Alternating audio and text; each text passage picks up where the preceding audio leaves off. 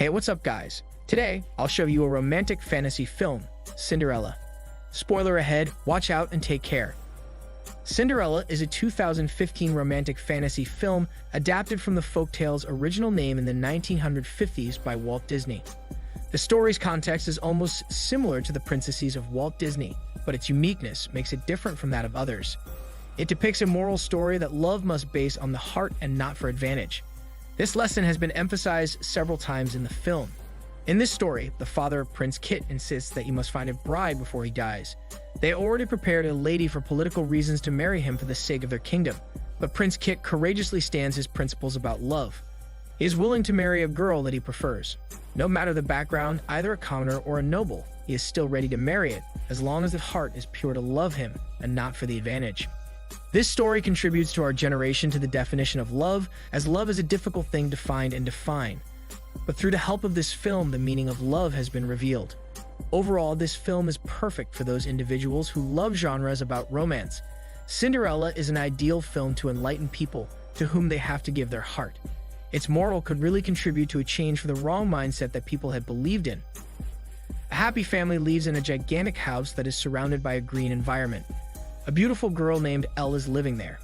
Elle is a kind girl who always makes her parents proud and happy.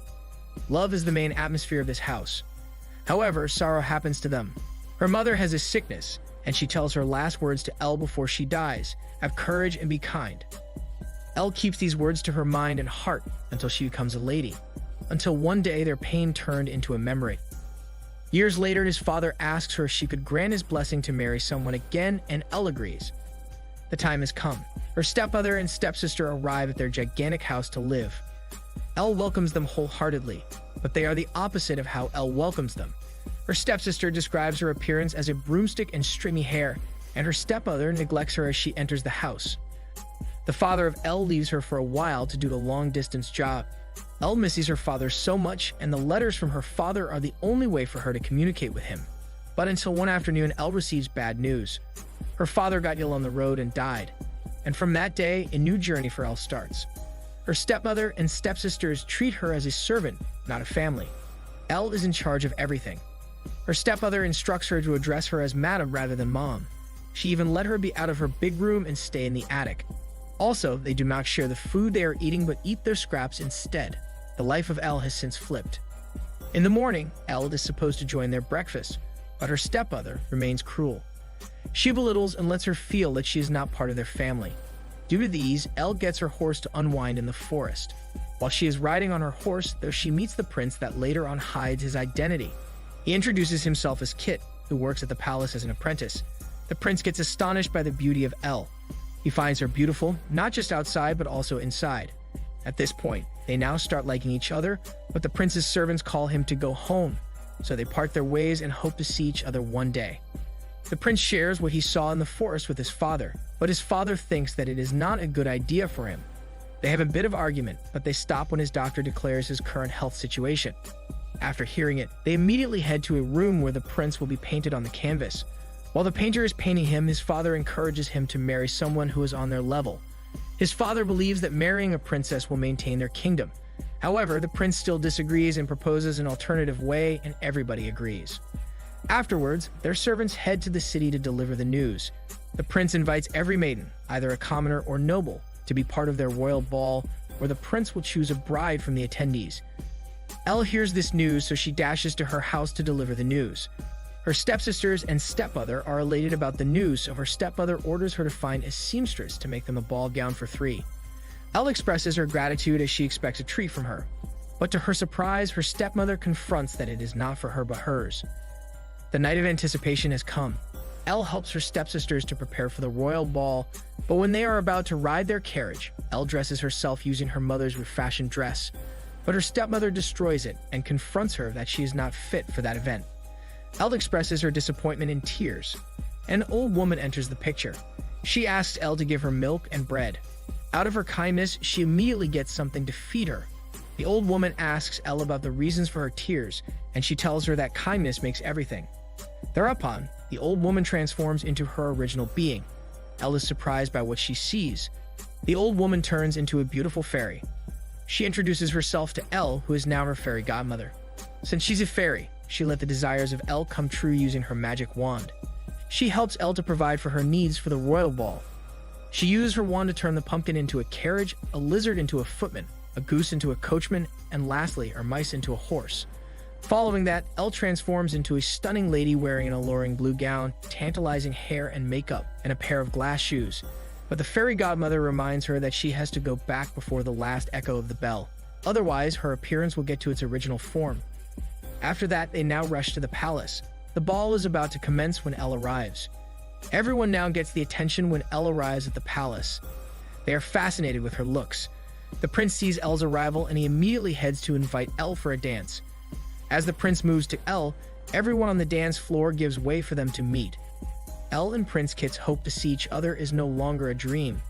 It is now happening. While everyone is enjoying their dance, Prince Kit invites her to go to a private place. He brings her to a place where no one knows. It is his first time to bring someone to this place. Elle is fascinated by the ambience of the garden. They chit-chat for a while, but Elle remembers that she has to go back before midnight, so she sprints without explaining the reason why. Prince Kit follows after her, but he fails. While Elle is running, she accidentally leaves her shoes on the stairs, and Prince Kit grabs them.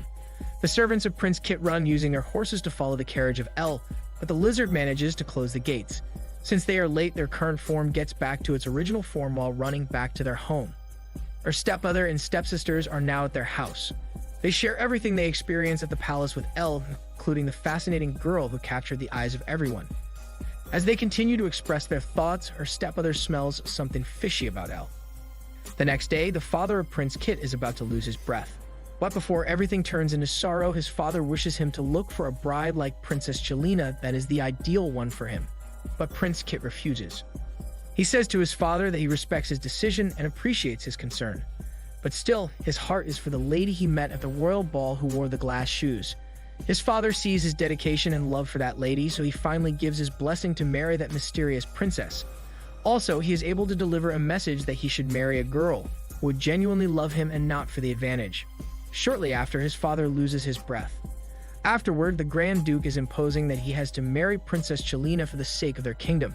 But Prince Kit confidently tells him that he will only marry the lady who wore the shoes made of glass. Their argument gets deeper until it ends to make a deal.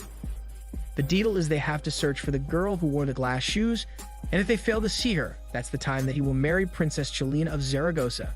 They both agree and eventually start to proclaim to their kingdom about the mysterious princess. They announce that Prince Kit is looking for her and willing to be the man of her life. Elle is there when it is announced, so she excitedly goes home to get the piece of shoes.